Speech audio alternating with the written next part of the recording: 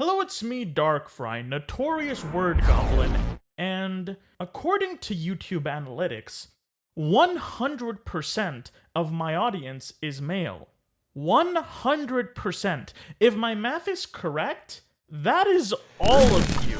As a good content creatist, I have a responsibility to cater to my audience and give them what they want. So, this video is for the lads.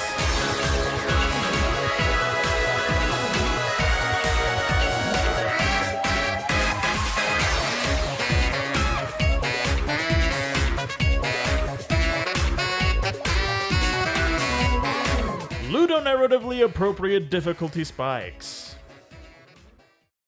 I talk a lot about video game difficulty on this channel and how it can be used as a tool to enhance the narrative and feel of any game. I want to talk about my favorite way this can be done.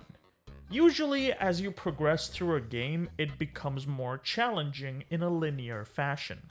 But let's say you want to do something different, something special, something that will hit the player right where it hurts. Designers tend to place a lot of value in smooth escalation of difficulty, and it makes sense if your design approach prioritizes gameplay. Think about letting an NPC do it. Players do the cool stuff. NPCs watch the player do the cool stuff. You want constant rewards to drive players onward. You have to reward players regularly. This is genius right here. As the player gets better, make the game harder. It's intuitive, engaging, and rewarding. You may have seen this graph before, which shows the flow state. As the player's skill increases, you increase the difficulty, and the sweet spot ratio of skill and difficulty keeps the player challenged and engaged, which we call the flow state. Sudden spikes or drops in difficulty are typically undesirable because they disrupt this flow state. But come on, look at this. A simple straight line just going up? I'm not satisfied with that. We're the bad kid designers, and around these parts, we don't prioritize gameplay, we prioritize emotion!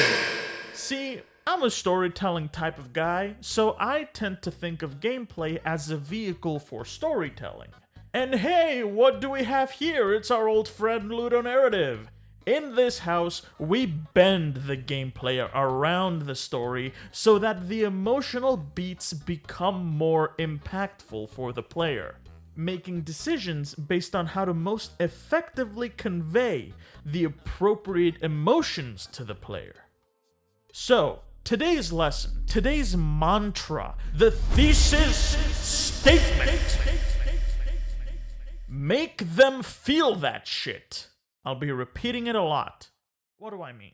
Have you ever seen a game review on the internet where the reviewer says that the game they're talking about has artificial difficulty?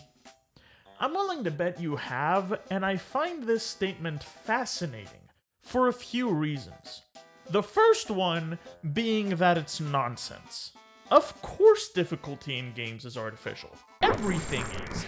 Games are made, designed, and authored by people. So why would this be a criticism in any way? Well, the word artificial is really interesting here. It's only ever used to describe difficulty in the context of game reviews, and even though it's nonsense semantically, you understand what they mean. The opposite of artificial is natural, and difficulty is a progression.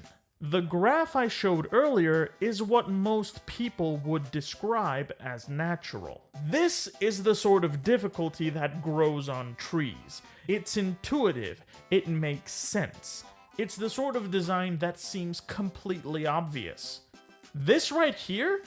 Or this? Or this? It's not natural. You won't find this scavenging for berries in the wild.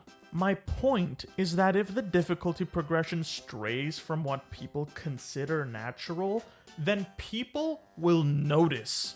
It's one of the easiest and most effective ways to make them feel that shit. If you are a designer and you manually adjust the difficulty of each part of the game so that it invokes whatever emotion you want them to feel, it can enhance the experience in powerful ways. It can have the opposite effect too, of course. Sometimes the difficulty can be just bizarre, and it will feel like the designers are fucking with you. This means that they either messed up the balancing and progression, or it's on purpose and they really are fucking with you. An example of this would be, I don't know, putting the hardest boss fight in your game at the end of Chapter 1. Just a hypothetical example off the top of my head. That would be a strange thing to do, huh? That'd be super weird if that happened.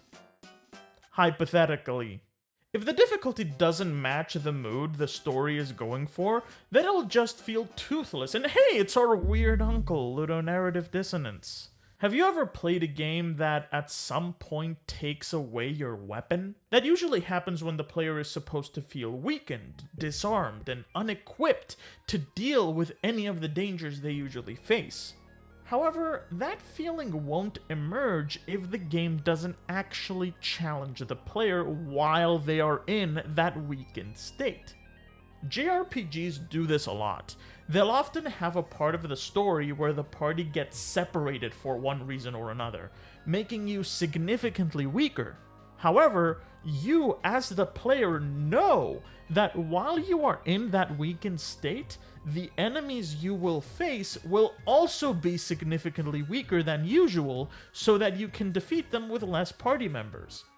This is common in JRPGs, and the absence of your friends ends up feeling like a mild nuisance instead of a debilitating decrease in fighting ability.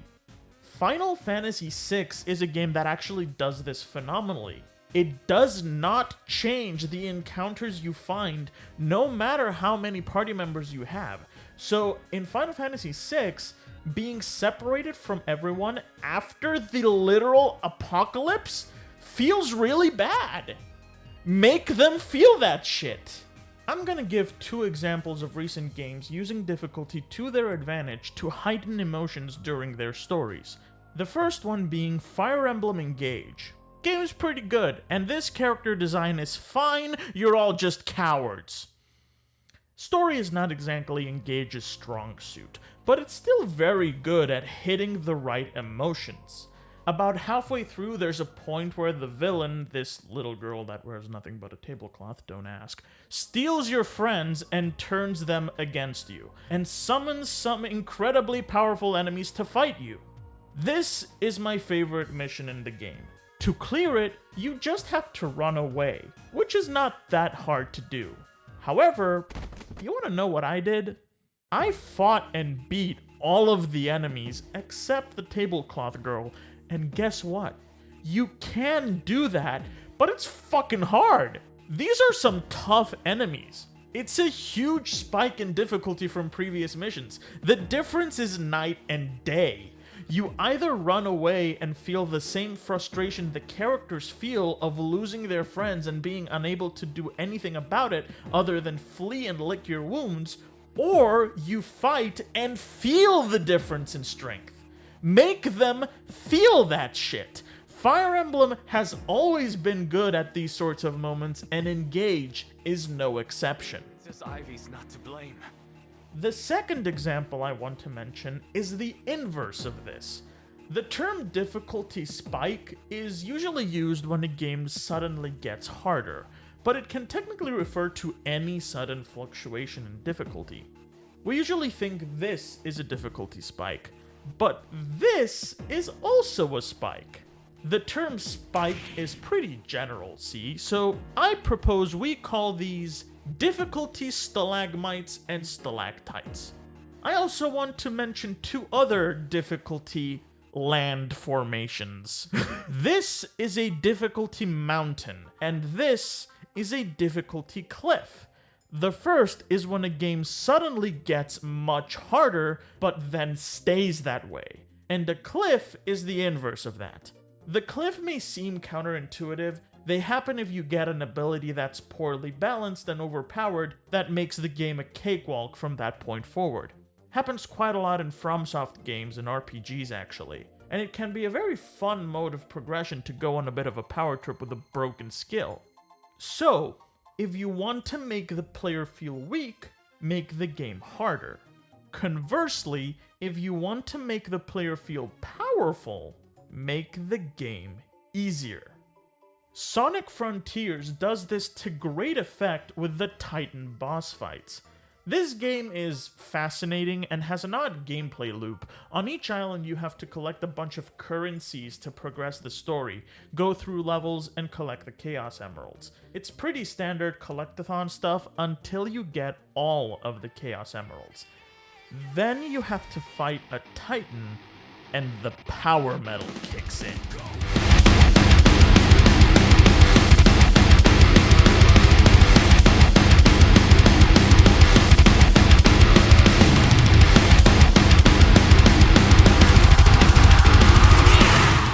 Sonic transforms into Super Sonic and becomes invincible, and you start fucking kicking ass in an absolute visual spectacle of a power trip. If you are looking for a mechanically engaging and challenging boss fight against a giant behemoth monster, you won't find that here. This isn't Monster Hunter or Shadow of the Colossus. This is Ashura's Wrath. The point is for you to kick ass while headbanging, and you know what? This rules. This is the best part of the game. Just pure, yeah, adrenaline. And I believe it works because of the contrast created by the quieter collectathon parts. It wouldn't work if the whole game was like this. Here, Sonic is overflowing with power. Make them feel that shit. Woo!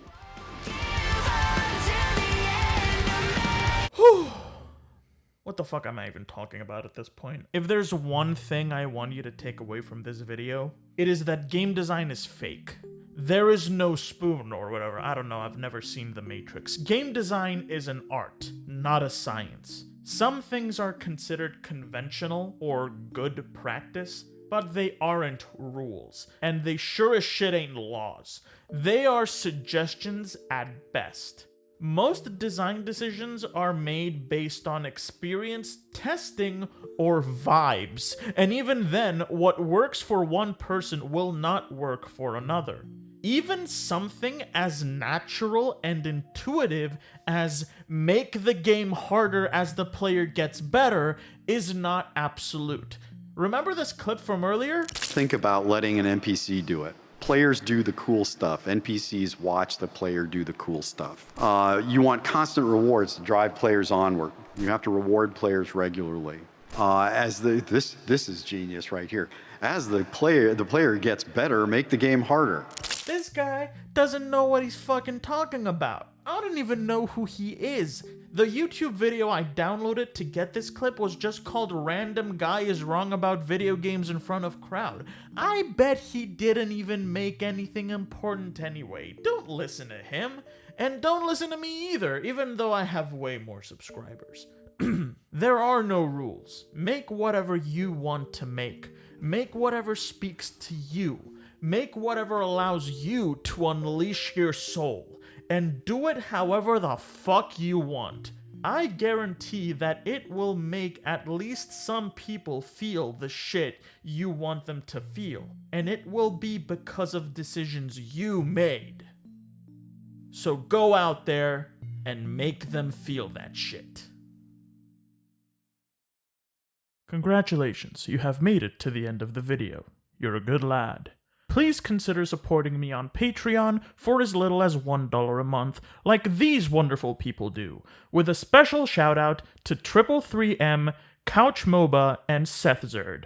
I'll see you all later. And happy 2024! This ended up becoming the first video of 2024, so happy New Year! Bye!